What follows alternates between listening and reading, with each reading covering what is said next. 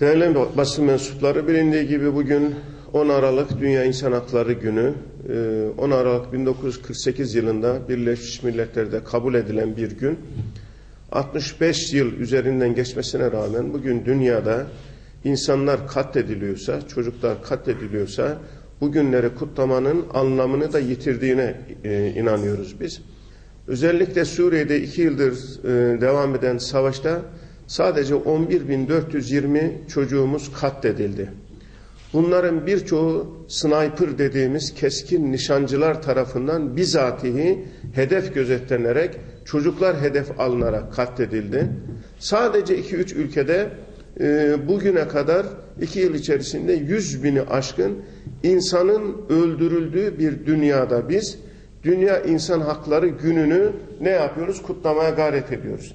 Ben Dünya İnsan Hakları Günü münasebetiyle dünyada katliamların olmadığı, huzur ve barışın sağlandığı bir ortamın tesisi amacıyla, temennisiyle ben bugünkü 10 Aralık Dünya İnsan Hakları Günü ile ilgili basın açıklamasını yapmak üzere de Genç Memur Sen İl Başkan Yardımcımız Ömer Taşdemir'e mikrofona davet ediyor. Buyurun.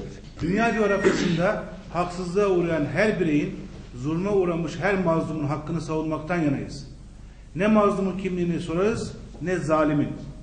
Allah'ın yarattığı insanoğluna kim haksızlık etmişse karşısındayız. Rabiatul Adeviye meydanında yapılan katliama tanık olan ve bu zulme isyan eden biz gençler kendimizi Rabia kuşağı olarak adlandırıyoruz. Dünya İnsan Hakları Günü'nde tüm Batı ülkeleri İslam coğrafyasında yaşanan zulme, adaletsizliğe ve katliamlara sessiz kaldı. Ama siz sessiz kalmayın. Sesinizi İnsan Hakları Günü'nde duyurun. Katliamlar olmasın dünyada, ölümler olmasın. Tüm mazlumların adına hepinizi saygıyla selamlıyorum.